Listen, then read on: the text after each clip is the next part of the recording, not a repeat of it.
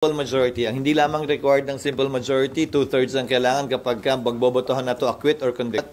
When we convene, again, whether to decide on it or to set it aside.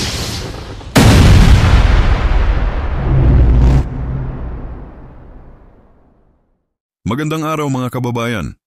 Sa pinakahuling balita, inihayag ni Senate President Chis Escudero na ang paglilitis ay magsisimula na sa ika-20 Kongreso. Ayon sa kanya, kinakailangan muling magtalaga ng mga bagong prosecutors para sa paglilitis kaugnay sa kaso ni VP Sara Duterte. Samantala, hinihikayat namin kayong suportahan ang aming mga update sa pamamagitan ng pag-like, pag-share at pag-subscribe sa aming channel. Abangan ang mga susunod na balita dito lamang sa aming programa. Access sa receiving copy nila, walang prohibition na gawin yon. Pero pag may trial na? Ibang usapin kapag may trial na, dahil pwedeng magbigay ng kautusan ng impeachment court na limitahan o pagbawalan ang mga parties sa kaso na magsalita. Pero desisyon ng impeachment court yan. Sir, ngayong araw daw, isasubmit na yung certification ng Kamara na dumaan sa tamang proseso yung articles of impeachment. So kapag na-submit yun, babawiin na ba yung decision ng Senate Impeachment Court na i-refer back yung articles of impeachment? Hindi, dahil dalawa yung kautusang binitiwan ng Senado, kung maalala mo. Pero yung second yata, mahirap nilang i-comply hanggat hindi pa nagko-convene ng 20th. Kaya nga hindi pa kompleto yung compliance nila. So, dalawa yung compliance na hinihiling ng impeachment court sa Kamara. Yung isa ay pwedeng mabigay ng 19th Congress. Yan yung patunay na hindi sila lumabag sa one-year ban. Pinapaliwanag na hindi sila lumabag dito. At pangalawa, yung patuloy na kagustuhan na ipursige pa rin yung kaso mula sa 20th Congress. So yung decision na yon to refer back yung articles of impeachment, mananatili yun hanggang 20th Congress? That is the operational meaning of the order issued by the Senate Impeachment Court, yes. Sir, maliwanag naman yun dun sa order. Sir, next week, di ba basically, technically parang 20th Congress na. So, mapapalitan na, sir, may mga prosecutors, pero may mga na-retain pa rin naman. Then, yung 20th Congress papasok na rin. So, paano po yung magiging process lang? Hindi yun question kung ma-retain sila. Desisyon ng Kamara yon. Pero ang issue ay, ang authority, ang otorisasyon na binigay ng 19th Congress sa mga prosecutors, na re-elect man sila o hindi, ay hanggang June 30 lamang. Kailangan bigyan sila ng panibagong otorisasyon ng Kongreso na magsilbi bilang pareho man o magkaibang prosecutors sa ilalim ng 20th Congress. So, sir, kailangan pa ng plenary action pag ganon? Plenary action ang kinakailangan, oo. So, basically, sir, walang prosecutors muna from June 30? Kaya nga, Pebrero pa lang sinasabi ko na sa inyo, di ba, dun sa mga nagmamadali, hindi pwedeng magpursige ang trial dahil walang prosecutors mula June 30 hanggang July 28. Di ba, noon pa sinasabi na natin yan eh. Hindi naman pwedeng mag-trial na isang panig lang. Sir, so given yun, sabi kasi ni Attorney Bukoy, yung spoke sa House, magre-request po sila after nila mag-file ng reply dun sa answer ni VP Sara, magre-request sila sa impeachment court na mag-set na ng pre-trial date at ng trial date. Pwede ba yun? Hindi. Kasi kahit yung authorization ni Attorney Bukoy ay hanggang June 30 lamang.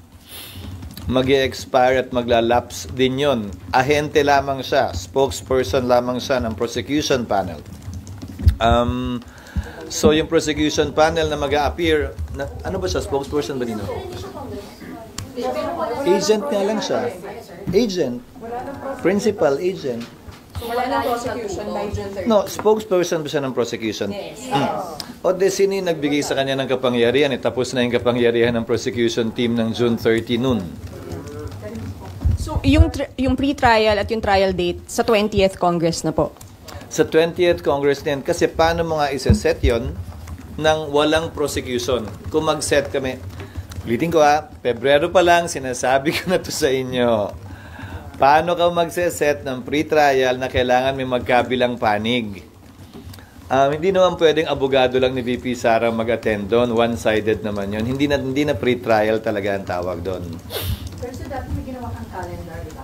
Hanggang October 9. Oo, pero ang bumulaga sa amin doon, base sa, kaya nga, working calendar yon, di ba? Ang bumulaga sa amin doon, yung authority nga, kasi iba kami, iba ang Senado eh. Ako hanggang 2028 pa. Pero yung prosecutors, yung congressmen, hanggang June 30 lamang. Sir, also sabi po niya ni Bukoy, ni Attorney Bukoy, yung ombudsman daw po, yung investigation nila hindi dapat magtuloy dahil matapos dapat daw po muna yung impeachment trial. Hindi Tama ba para sa akin na komentaryohan yon. Hayaan na natin ang ombudsman na sumagot sa kanya. At tila yata hiwalay yung away na yon sa iba pang away na gustong pasukan ni Attorney Bukoy. Silang dalawa na lamang, yun siguro. SP. Nympha. Sir, ginagamit kasing defense, based dun sa answer ng Vice President, ginagamit nilang defense yung pag-return ng impeachment court dun sa articles of impeachment.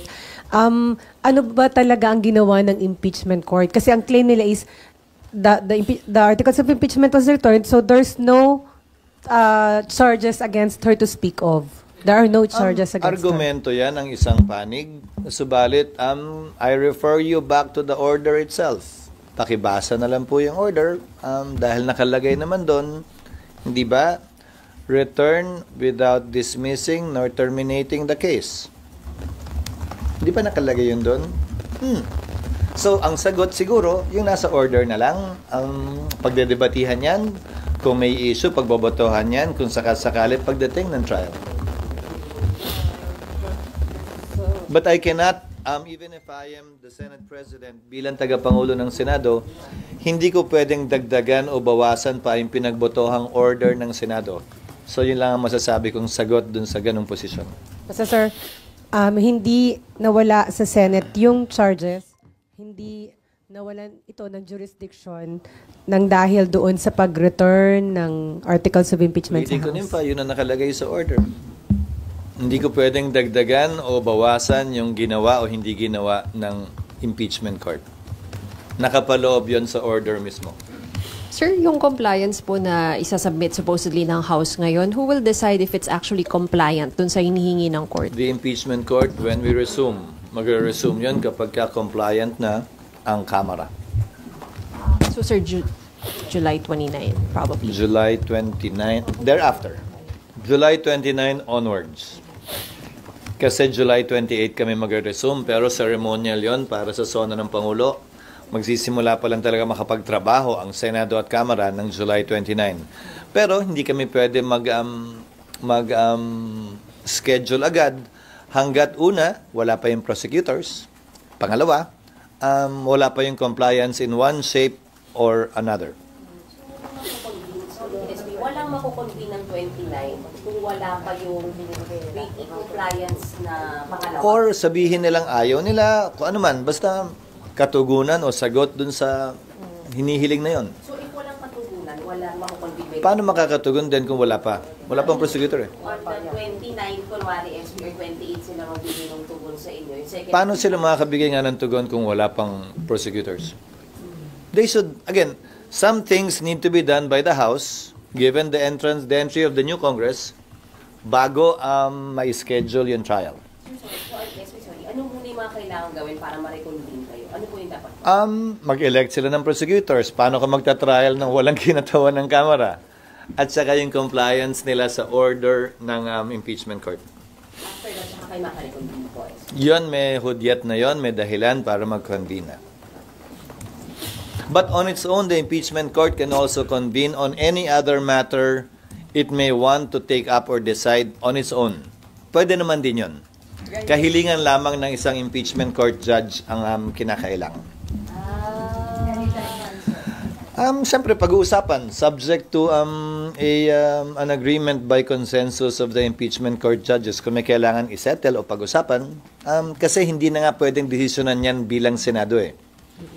Hindi ko na rin pwedeng desisyonan yan bilang presiding officer lamang.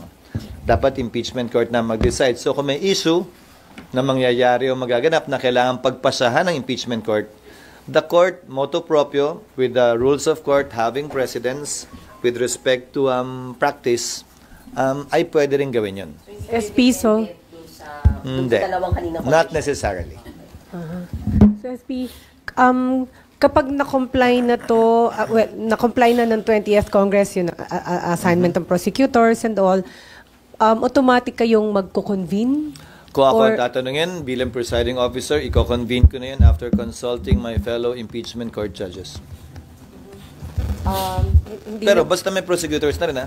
Hindi, yes, sir. Hindi May pwedeng prosecutors na. Wala nang debate whatsoever kung magta-trial pa ba kayo o hindi, or... no, that will already be part of trial. May answer na yun. May answer na, may reply na yun. Kung naman ang pag-uusapan man doon, bahagi na ng trial yon. Dahil sumagot na ang VP eh. Kung yun ang gusto niyang patunayan, yung kanyang motion to dismiss muna bago magpresenta ng ebidensya, bahagi na ng trial yon.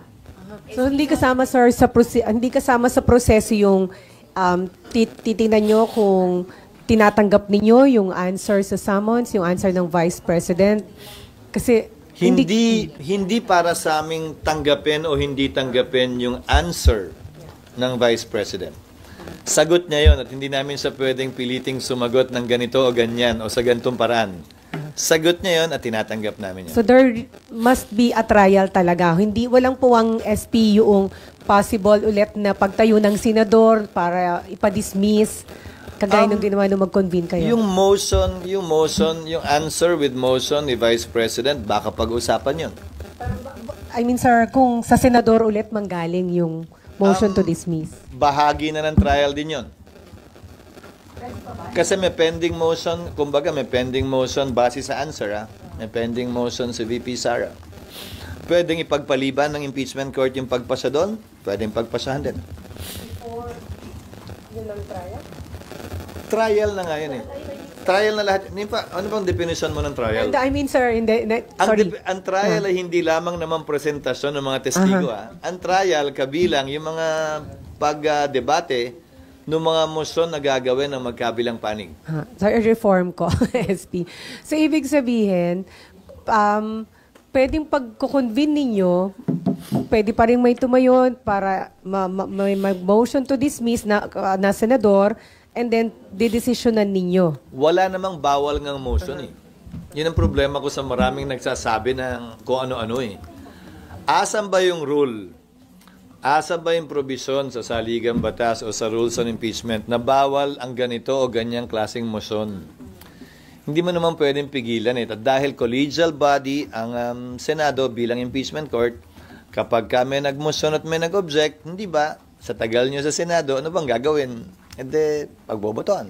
Pero sir, I'm sorry? simple majority lang yun. Yes, always by simple majority. Ang hindi lamang required ng simple majority, 2/3 ang kailangan kapag magbobotohan na to acquit or convict. But SP, yun pong answer po ni VP, pati po yung magiging answer ng PROSEC. Reply ng PROSEC. Yung reply ng PROSEC, mare-resolve or matatakel po ba siya ng impeachment court kapag ka-trial lang? Or paano po ba yung proseso? Hindi ko maintindihan yung tanong. Matatakel po yun during trial only. Pag nag-resume na yung court, that will not be tackled by the Senate sitting as a Senate. So nawala. It can only be tackled by the impeachment court. Ibig pong sabihin, kailangan ma-open po muna yung trial, yung paglilitis mismo, bago po yun... Bukas na siya. Constituted and convened na ang impeachment court. Lahat na magaganap sa impeachment court, bahagi na yun ang tinatawag nating trial kapag ka nag-appear na yung mga parties. So, kung ang pinagdidebatihan man nila ay yung reply, yung answer, o kung ano man, bahagi na ng paglilitis yun. SP isa lang. Nandun pa rin kami dun sa pag-reconvene. Kung wala pang PROSEC sa 29, pero may kailangan kayong pag-usapan, pwede kayo mag-convene. Pwede. Motu proprio. On our own. Yes, Milo.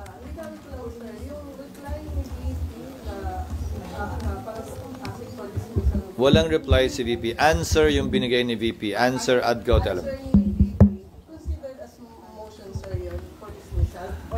Hindi ko pa nababasa actually. Kayo lang yung nagtanong kanina eh.